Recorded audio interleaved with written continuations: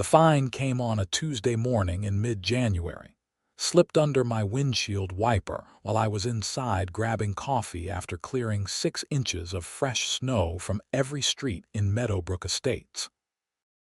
I stood there in the quick-stop parking lot, steam rising from my travel mug, staring at the bright yellow paper that accused me of violating Community Code Section 12.4-B, excessive vehicle idling on association property. $200 fine, due immediately. I'm Quinton Harper, and I'd been plowing snow for Meadowbrook Estates in suburban Minneapolis for 3 winters. Not because the HOA hired me, mind you. I owned property there, a decent 2-story colonial I'd bought after my contracting business took off, and I had a commercial-grade Ford F-350 with a 8-foot plow attachment that I used for my day jobs.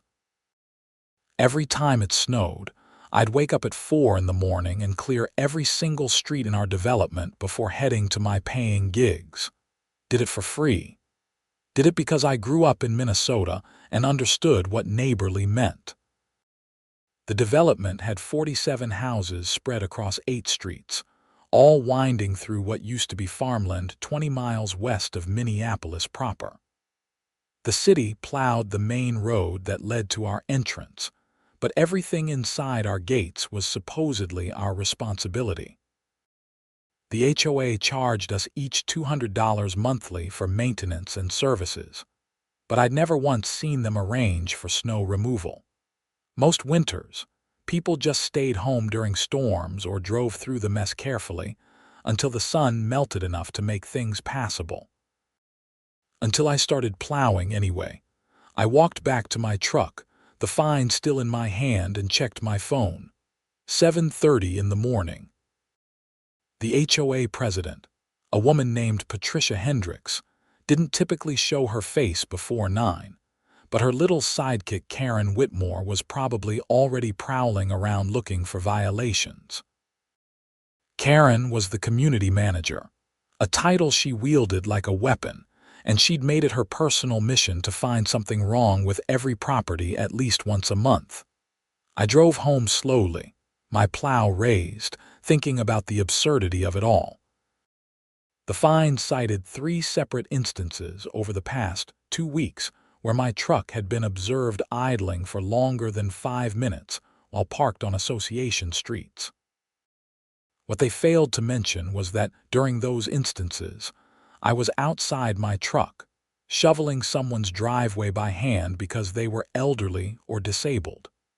Mrs. Chen on Ashwood Court was 83 and lived alone. The Robinsons on Maple Drive had a son with cerebral palsy, and their driveway was on an incline that became treacherous when icy. I couldn't just plow and run. I helped people.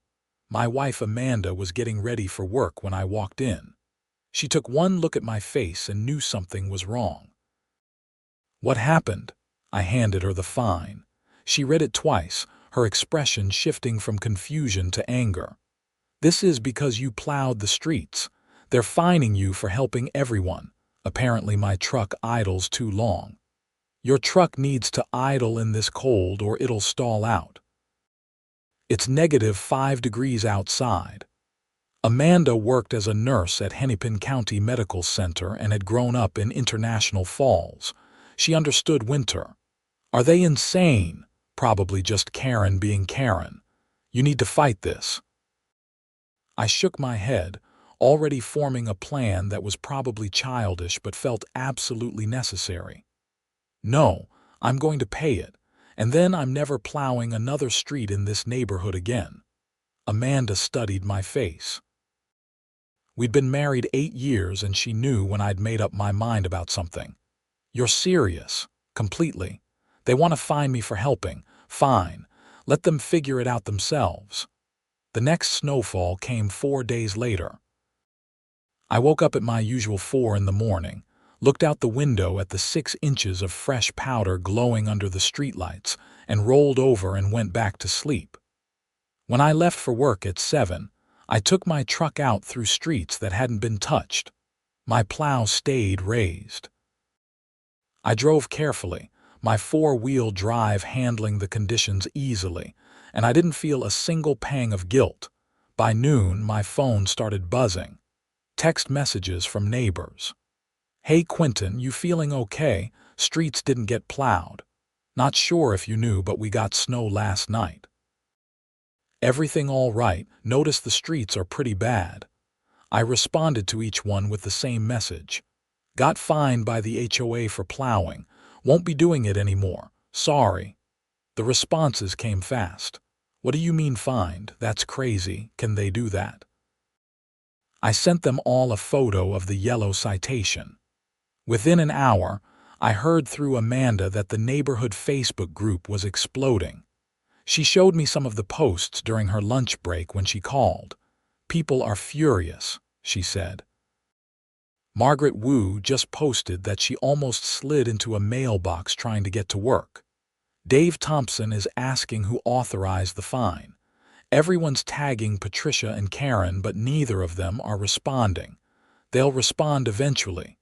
What do you think they'll say? Probably double down. People like that always do. I was right.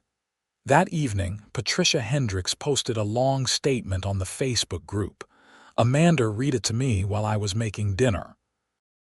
"Dear Meadowbrook Estates residents, it has come to the board's attention that there is confusion regarding a recent citation issued to a resident for violation of our community codes. All residents agreed to abide by these codes when purchasing property here. Section 12.4 clearly states that vehicle idling on community property is limited to 5 minutes maximum to reduce noise pollution and environmental impact. This rule applies to everyone equally. The board takes no pleasure in issuing fines, but rules exist for the harmony and property values of our community. As for snow removal, residents are reminded that individual driveways and sidewalks are personal responsibility, and street conditions should be reported to the city if they become hazardous. The board is exploring cost-effective solutions for future weather events. Thank you for your cooperation." "Cost-effective solutions," I muttered, flipping chicken breasts in a pan. That's code for they're going to do nothing and hope people forget. "The comments are not going well for her," Amanda said, scrolling. "Oh wow. Dave Thompson just calculated that we pay $94,000 a year in HOA fees collectively, and asked what exactly we're getting for it besides fines. Someone else pointed out that you were plowing for free and now they'll probably have to pay a service." The next week brought 2 more snowfalls. Moderate ones, 3 inches each time. I didn't touch them. The streets became packed down from traffic, rutted and icy in spots where cars had spun their wheels. I watched from my home office window as Karen Whitmore's white Lexus SUV struggled to make it up the slight hill on Birchwood Lane, her wheels spinning uselessly, until she finally backed down and took the long way around through the development. More neighbors contacted me. Some were understanding, others frustrated but directing their anger at the HOA rather than me. A few seemed to think I was being petty. "It's just a fine, Quinton. $200. Some of us really need the streets cleared." I understood their frustration. I really did. But principle mattered. I'd volunteered my time, my fuel, my equipment wear and tear for 3 years. I'd gotten up in the middle of the night during blizzards. I'd cleared streets on Christmas morning. And they'd thanked me with a citation for a technical violation of a rule that nobody had ever mentioned before. The emergency HOA meeting was called for a Thursday evening in late January. The notice went out to all residents 3 days in advance, citing community concerns regarding winter maintenance and code enforcement. I almost didn't go. Amanda convinced me I should. You need to hear what they say, and they need to see your face when they try to justify this. The meeting was held in the community clubhouse. A small building near the entrance that mostly sat empty except for the occasional book club or birthday party rental. When Amanda and I arrived at 7, the parking lot was packed. I counted at least 30 cars, which meant probably 45 of the 47 households had sent someone. That never happened. Usually, HOA meetings drew maybe 8 people, mostly retirees with nothing better to do. Inside, rows of folding chairs faced a table where Patricia Hendricks and 2 other board members sat. Karen Whitmore sat slightly to the side with a laptop, ready to take minutes. Patricia was a woman in her mid-50s with short blonde hair styled in that aggressive geometric cut that seemed to be standard issue for HOA presidents. She wore a burgundy blazer and had reading glasses on a chain around her neck. Karen was younger, maybe 42, with dark hair pulled back so tight it looked painful. She dressed like she was heading to a corporate law office despite being the manager of a suburban housing development. The room buzzed with conversation. I recognized most faces. The Thompsons, the Chens, the Robinsons, young couples, old couples, singles, families. Margaret Wu waved at me from across the room. Dave Thompson caught my eye and gave a firm nod. Patricia called the meeting to order at 7:15, tapping a pen against a glass of water to get everyone's attention. Thank you all for coming. We have several items on tonight's agenda, but I'm aware many of you are here regarding recent discussions about snow removal and community code enforcement. We'll address those concerns after we handle standard business. Can we just skip to the snow thing?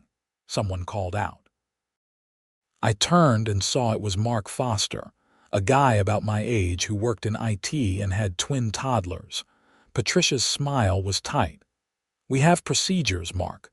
The budget review needs to be voted on, and we have architectural requests to approve. The next 20 minutes were painful. Patricia droned through financial reports that probably could have been emailed. The HOA had spent $8,000 on landscaping at the entrance over the past year. Another $4,000 went to the management company, which apparently employed Karen.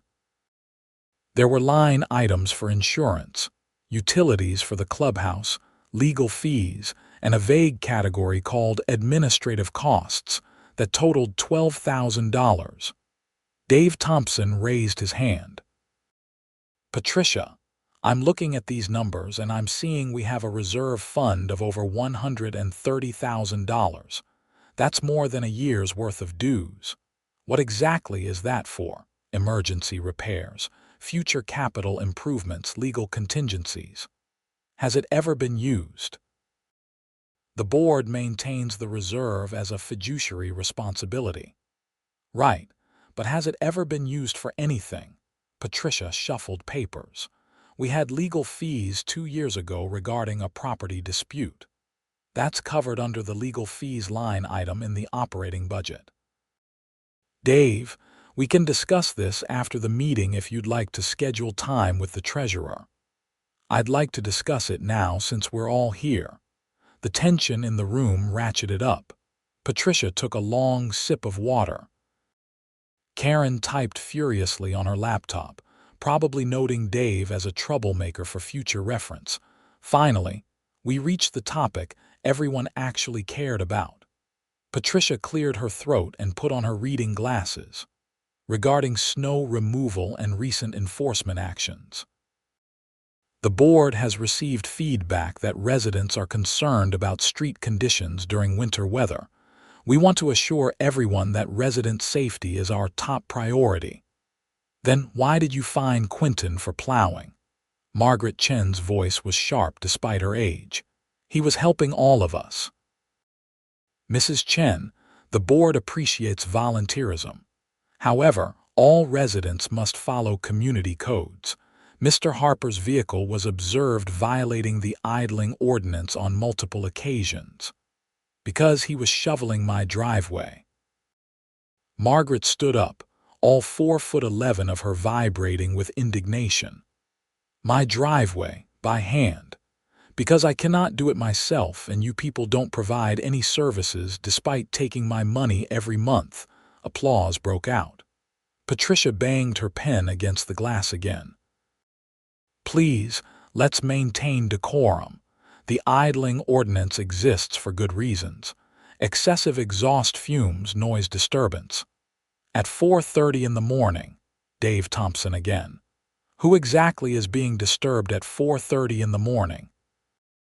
And if you're so concerned about exhaust fumes, why are there no restrictions on people warming up their cars, running lawn equipment, or anything else? The ordinance is clearly written and was properly adopted by a previous board. When Karen checked her laptop.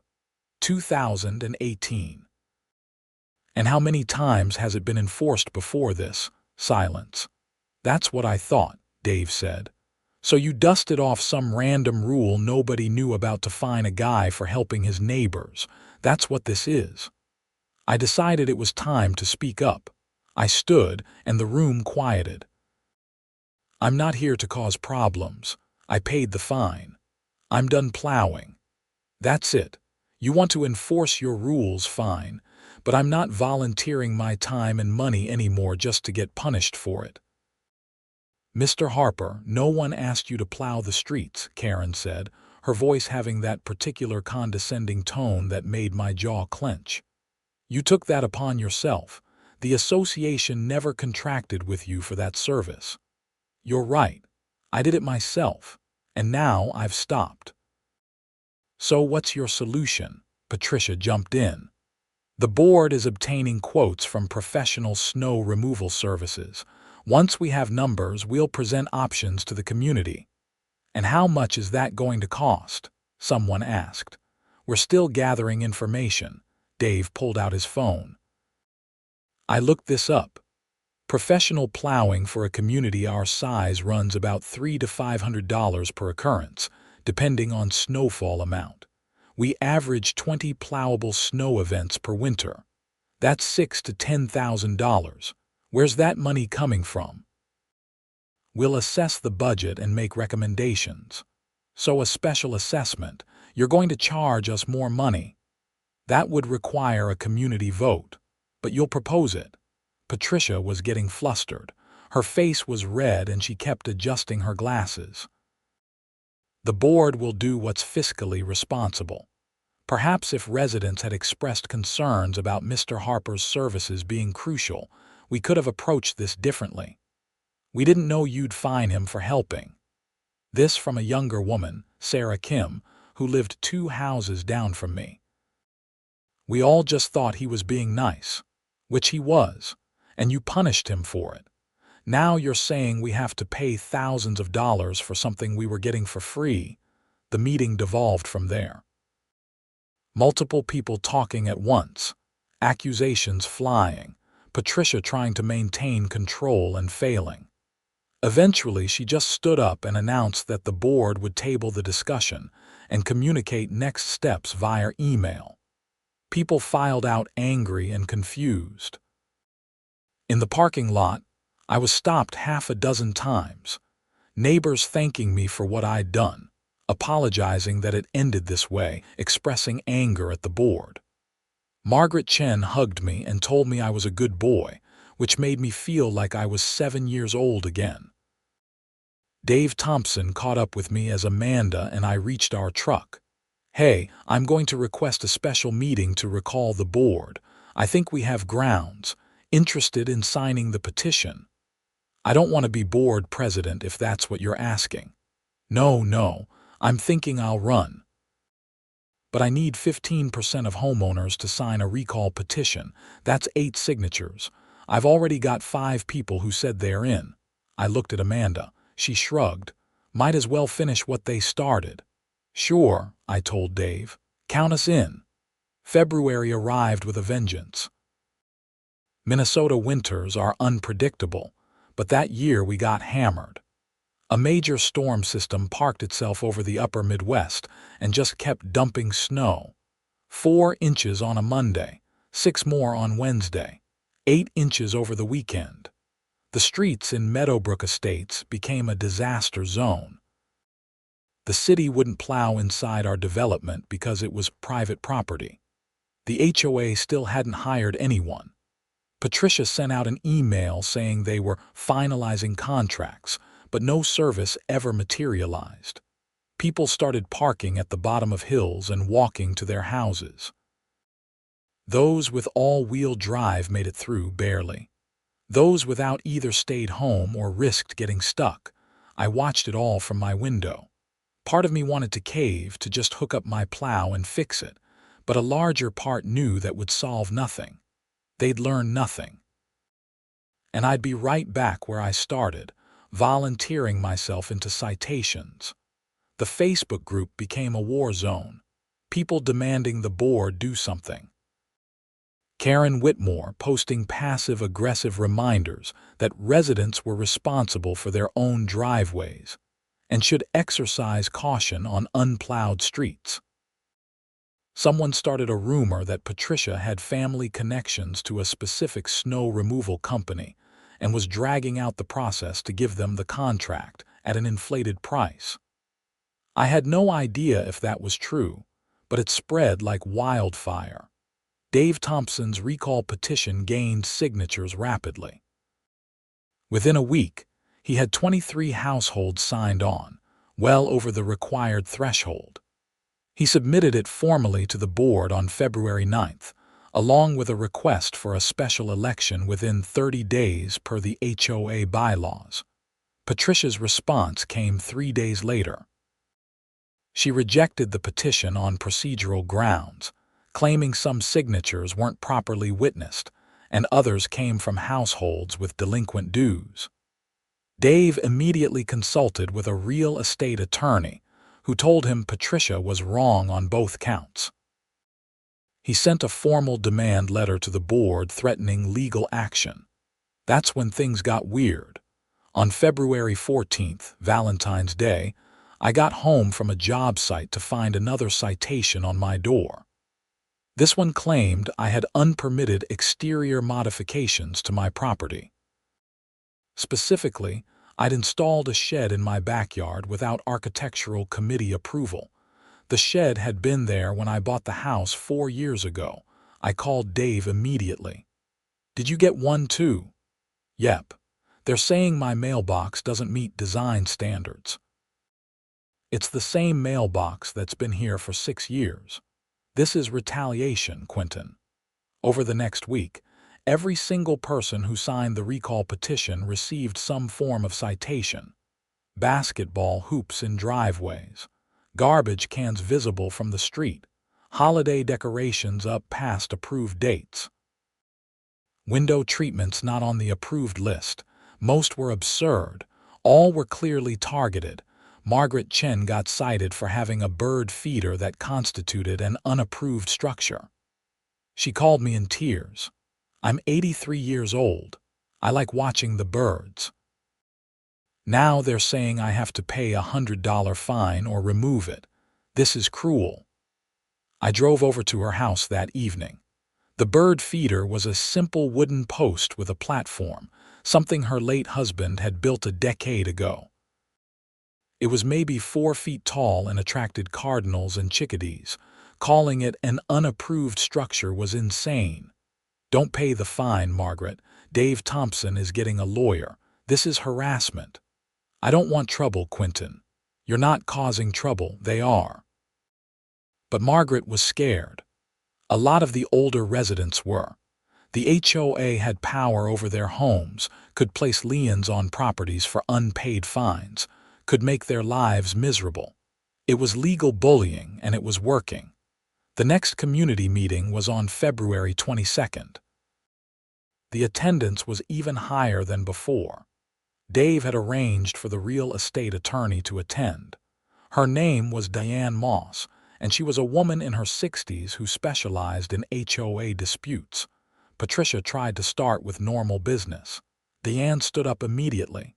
"Miss Hendricks, we're here to address the retaliatory citations issued to residents who signed a legal recall petition. I represent multiple homeowners who believe the board is acting in bad faith. I don't know what you're talking about. The citations are for legitimate code violations. Violations that were ignored for years, until those specific residents exercised their legal right to petition for recall. That's textbook retaliation, and it's illegal under Minnesota Statute 302.303. I resent the accusation. Then explain why Margaret Chen's bird feeder, which has existed since 2015, suddenly became a problem the same week she signed a petition. Patricia shuffled papers. Karen leaned over and whispered something to her. The other two board members, both of whom had barely spoken at any meeting I'd attended, looked distinctly uncomfortable. The board conducts regular compliance inspections, Patricia finally said. If violations were missed previously, that doesn't mean they're not violations now.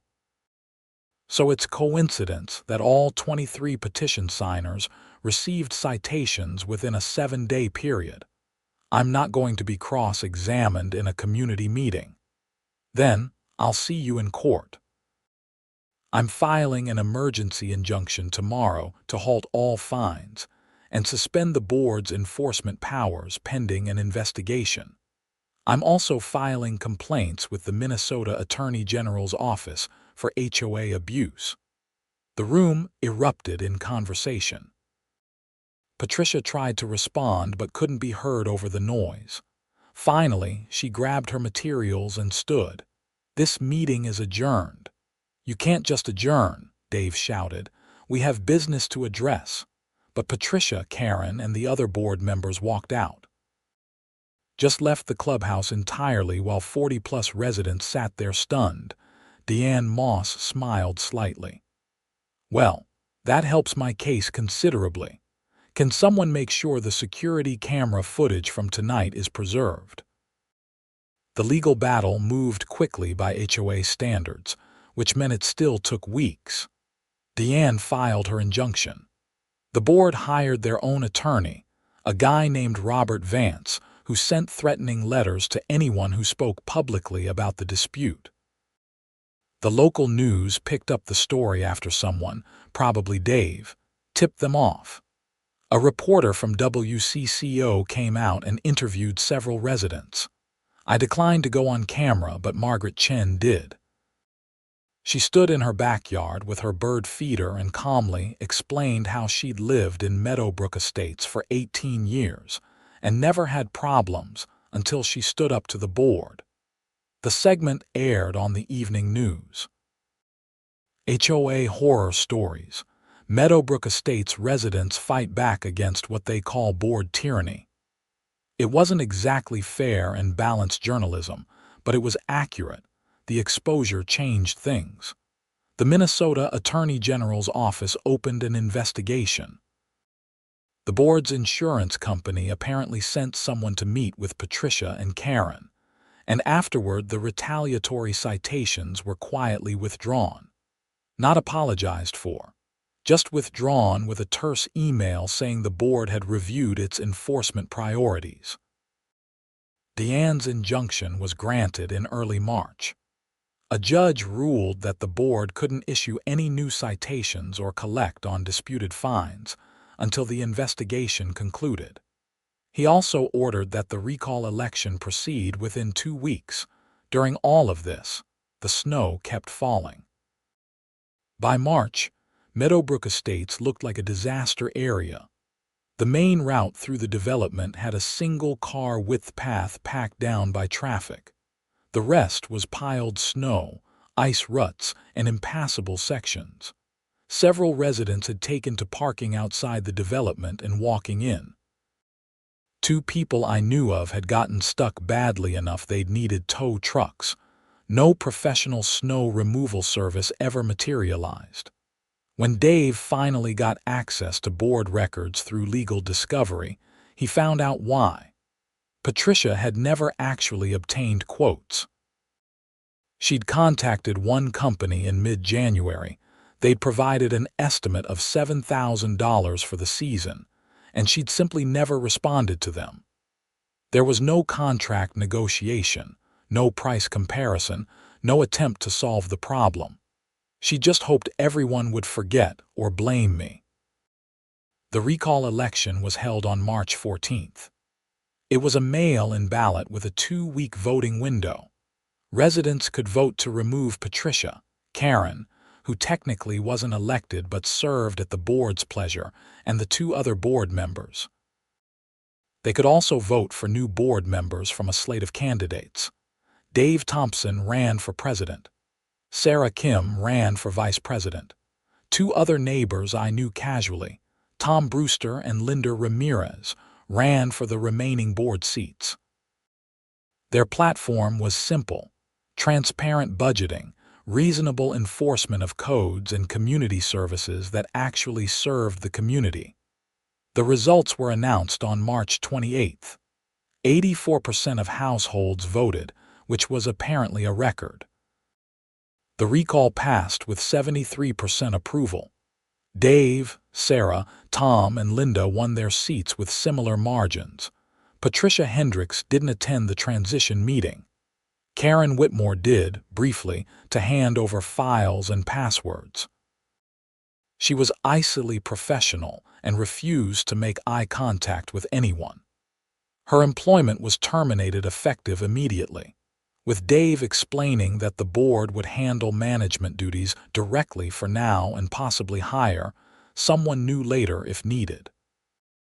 We're going to save $48,000 a year just by not paying a management company to issue citations, Dave said at the first new board meeting, which I attended out of curiosity. That's enough to hire seasonal snow removal and still have money left over. Bit late for this winter, someone pointed out. Dave looked at me. Quinton, any chance you'd be willing to help us out one more time? We'll pay you a fair rate. Call it $1,000 for the season backdated to January, and we'll reimburse your fuel costs. I thought about it. The principled part of me wanted to say no, that money wasn't the point, but the practical part realized that I'd made my point. The old board was gone. The people who'd punished me for helping were out. These were neighbors I respected trying to make things right. I don't want $1,000. But I'll take the fuel reimbursement, and I want that stupid idling ordinance rescinded officially. Done, Dave said immediately. We're doing a full review of all the codes anyway. Half of them are ridiculous and the other half are selectively enforced. We'll fix it. Then yeah, I'll plow. We've probably only got a few more storms this season anyway. There were actually 4 more plowable snowfalls that March and early April, which is typical for Minnesota. I cleared the streets each time, and it felt good to be doing it again without looking over my shoulder for citations. Neighbors waved and thanked me. A few people left gift cards in my mailbox, which I appreciated but felt embarrassed about. The new board worked fast. They posted all financial records online in a transparent database. They revised the code enforcement system so that warnings had to be issued before fines, and citations required photos and specific documentation. They created a committee to review all existing rules and recommend which ones to keep, modify, or eliminate. The idling ordinance was eliminated in mid-April along with about 15 other rules that were either unenforceable or just stupid. The new version of the codes was put to a community vote and passed with 91% approval. But Patricia Hendricks wasn't done causing problems. In early May, I received a certified letter from attorney Robert Vance on behalf of his client Patricia Hendricks. The letter alleged that I had defamed Patricia through my statements to the media, that I had conspired with Dave Thompson to orchestrate her removal through fraudulent means, and that I owed her damages in the amount of $50,000. It demanded I cease all defamatory statements and agree to mediation within 10 days. I called Deanne Moss immediately. She laughed when I read her the letter. It's garbage. pure intimidation. Vance knows it's garbage. He's just trying to scare you. Is it working? Should it be? A little. Don't let it. File this away and ignore it. If they actually sue, which they won't, we'll crush it. You made no false statements. Everything you said was provably true, and orchestrating her removal. She did that herself by retaliating against petition signers. So I don't respond. I'll respond on your behalf, very politely, very professionally, telling them to pound sand. Deanne was right. After her response letter, I never heard from Robert Vance again, but Patricia apparently sent similar letters to Dave, Sarah, Margaret Chen, and half a dozen others. It was a last-gasp attempt to hurt the people she blamed for her removal. Then, in late May, something unexpected happened.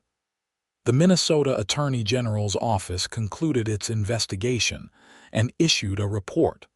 I got a copy because I'd been interviewed as part of the process. The report was damning.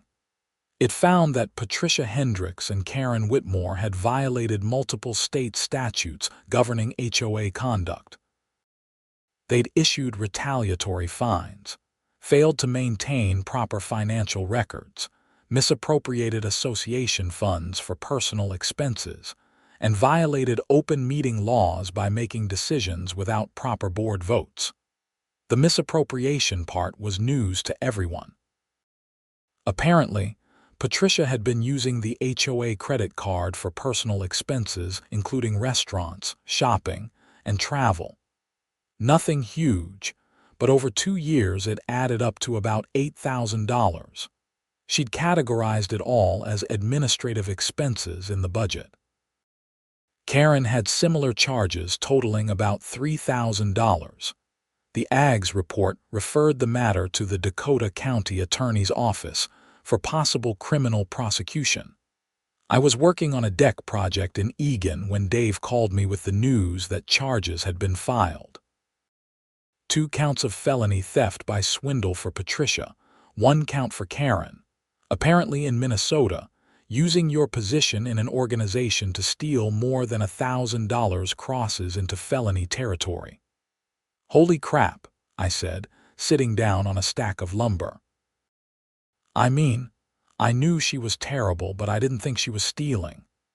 Nobody did. She hid it pretty well. But once investigators actually looked at credit card statements and matched them to receipts, it was obvious. Dinner for 2 at a steakhouse categorized as a board meeting expense. Shopping at Nordstrom listed as office supplies. It goes on and on. Is she going to jail? Probably not for a first offense, but she'll have a criminal record. And the HOA is filing a civil suit to recover the money plus legal fees. The criminal case moved through the system over the summer. I didn't follow it closely, but Dave kept me updated since he had to testify at a hearing. Patricia and Karen both eventually took plea deals. Patricia pleaded guilty to 1 felony count and agreed to pay full restitution plus penalties. She got 3 years supervised probation and a suspended jail sentence, meaning if she stayed out of trouble she wouldn't serve time. Karen got a similar deal on a misdemeanor charge. The civil suit was settled out of court. Patricia's homeowner's insurance apparently covered some of it, and she paid the rest in installments. The HOA recovered about $14,000 total. By the time summer arrived properly in June, Meadowbrook Estates felt like a different place. The new board was functional and drama-free. They hired a lawn service for common areas using money saved from Karen's salary. They organized a neighborhood block party in July, the first social event the HOA had sponsored in years that wasn't just a contentious meeting. I stood in the clubhouse parking lot during that block party, eating a burger and watching kids run around, and Amanda came up beside me. "You started all this, you know." "I just stopped plowing snow." "You stood up to them. Nobody else had. You took the hit and didn't back down." "Cost me $200 and a lot of stress." got rid of a corrupt board, and made the neighborhood better. I'd say that's a pretty good return on investment." She was right. And when the following winter came around and the first snow fell in November, I was up at 4 in the morning hooking up my plow. I drove through silent streets under dark skies, pushing snow aside, making paths for my neighbors. My truck idled as long as it needed to. Nobody complained. Dave and the new board had hired a backup service too, a company out of Bloomington that would handle major storms if I couldn't manage or if I was traveling. It was a good system. Professional when needed, neighborly the rest of the time. On a Saturday morning in mid-December, I was finishing my usual route when I saw Margaret Chen standing at the end of her driveway in a puffy coat and boots. I rolled down my window. "Morning, Margaret. Everything okay?" She held up a thermos. "Made you some coffee. Figured you could use it." I climbed out of the truck and accepted the thermos. The coffee was perfect, hot and strong. "You didn't have to do this. You didn't have to plow my driveway for 3 years either, or stand up to that awful woman when she fined you. Sometimes people do things because they're good people, Quinton. That's you." I didn't really know what to say to that. Margaret patted my arm and headed back inside, her bird feeder visible in the backyard, cardinals already visiting in the early morning light. I finished my coffee and completed my route. The streets were clear, the neighborhood was quiet, and everything felt right. Sometimes doing the right thing costs you something. Sometimes it costs you a lot. But in the end, standing up to bullies and refusing to back down when you know you're right makes everything worth it. Patricia Hendricks moved out of Meadowbrook Estates in January, selling her house and relocating somewhere in Wisconsin according to neighborhood gossip. Nobody missed her. Karen Whitmore had already moved away during the summer. Her house sold within a week. The new owners were a young family with a toddler, and they waved every time I plowed past their house. The final twist came in February, almost exactly a year after the whole mess started. Dave knocked on my door on a Tuesday evening holding an envelope. "The board voted unanimously," he said. "We want to give you this." Inside was a check for $5,000 and a letter thanking me for 3 years of volunteer snow removal services. The letter explained that the board had reviewed financial records and determined the HOA had the funds to compensate me retroactively, and that they wanted to recognize what I'd done for the community. "Dave, I can't take this. I didn't do it for money." "We know." "That's exactly why you should take it. You saved everyone thousands of dollars and you did it just to be a good neighbor. Let us say thank you properly." Amanda was standing behind me. She squeezed my shoulder. "Take it, Quinton." I took it. And I donated half to the local food bank and used the other half to buy a new hydraulic system for my plow. The old one was wearing out anyway, and if I was going to keep doing this, I might as well have good equipment. That winter was the easiest one I'd experienced in years.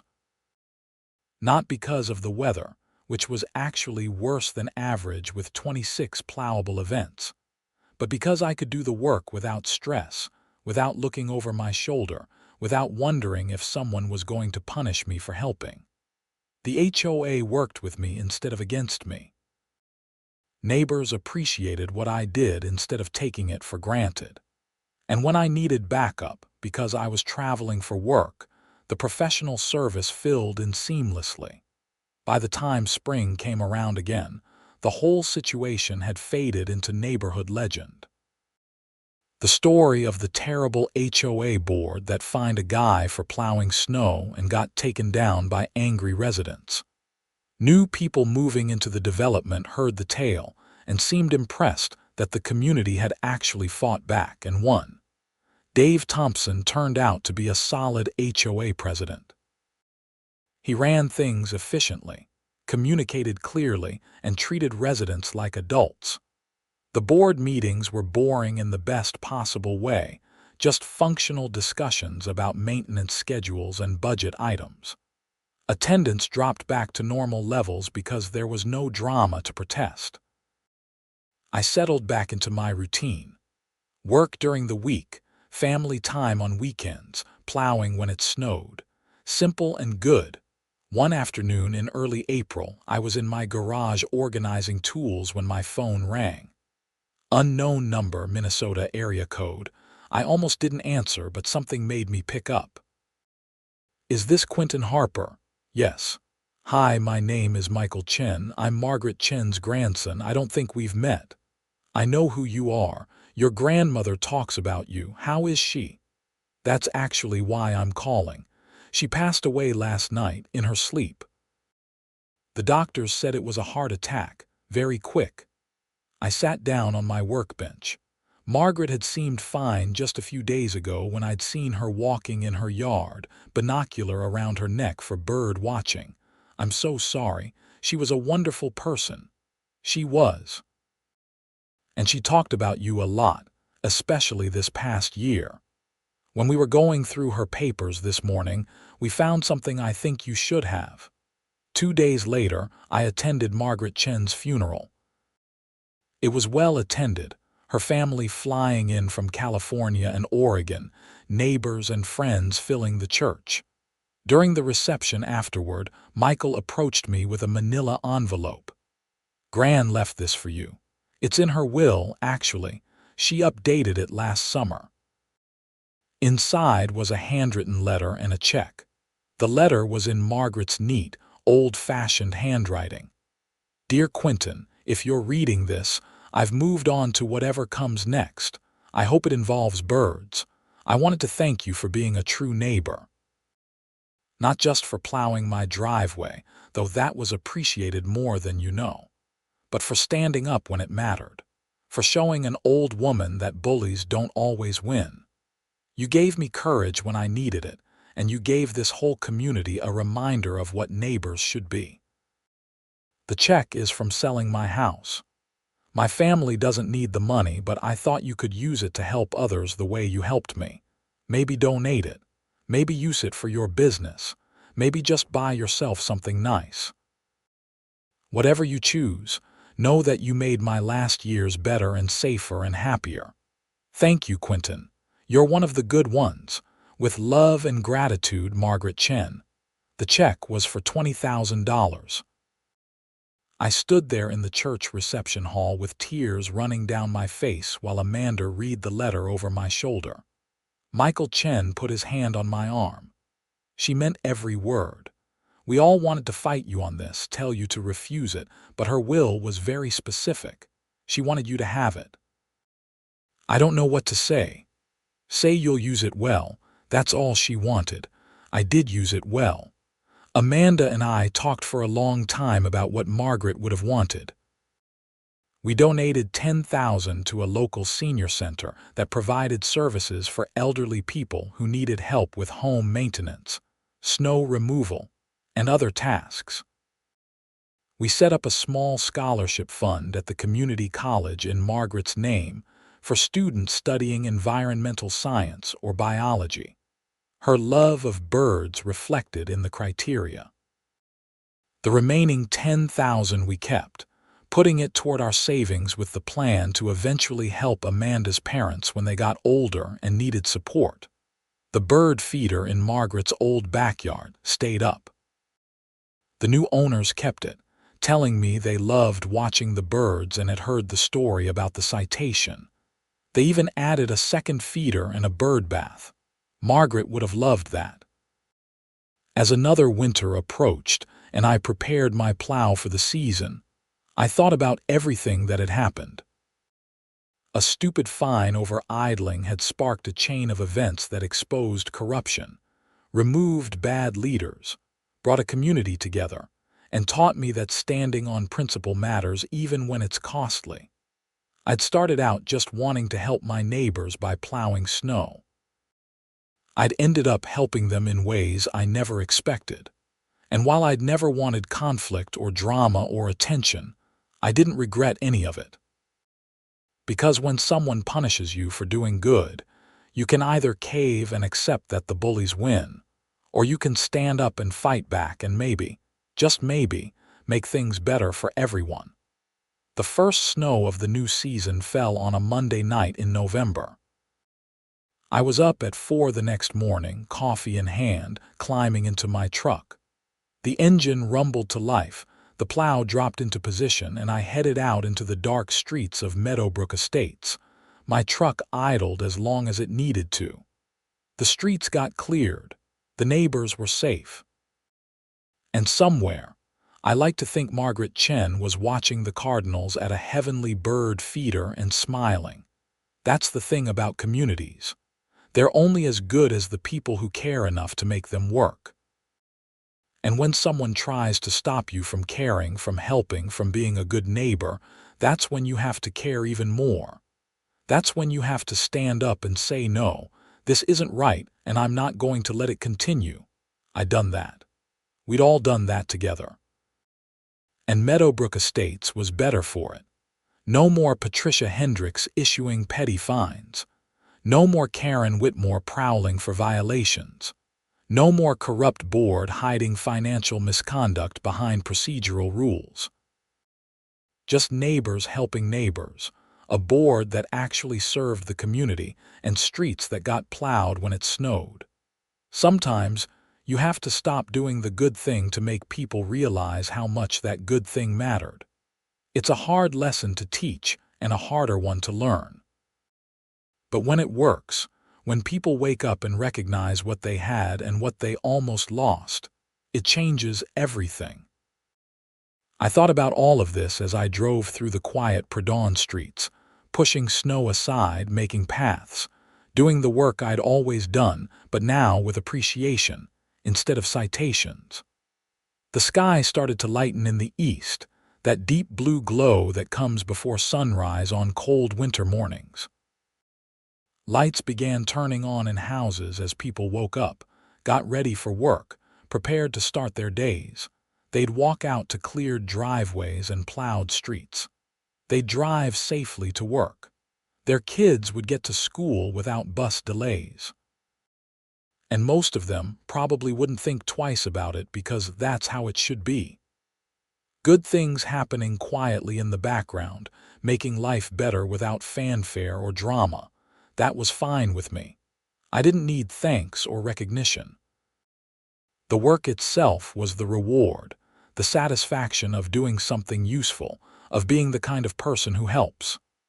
Margaret Chen had understood that. She'd seen it in me and reflected it back, teaching me through her own example and her final generous gift that kindness multiplies when you let it. By the time I finished my route and headed home for breakfast, the sun was fully up and the neighborhood was alive with activity. Kids waiting for buses, people scraping windshields and warming up cars, the normal rhythm of a winter weekday morning in suburban Minnesota. Amanda had breakfast ready when I walked in, the smell of bacon and coffee filling our kitchen. I washed up and sat down at the table, grateful for the warmth and the food and the woman who'd stood by me through all the craziness. "Streets done?" she asked. "Streets done." "Any citations on your windshield?" I grinned. "Not a one." "Good, that's how it should be." She was right. That was exactly how it should be, and after everything we'd been through, everything the neighborhood had been through, that's exactly how it was. Justice served, lessons learned, community restored. I didn't know what the future would bring. More snow, certainly. More winters of early mornings and cold trucks and icy streets. Maybe someday I'd get too old for it and someone else would take over. Maybe the neighborhood would grow and change and need professional services full time. Maybe the HOA would drift back to dysfunction with a future board and the whole cycle would start again. But for now, in this moment, everything was good. I'd stood up when it mattered. I'd refused to back down when I was right. I'd helped spark a change that made my community better.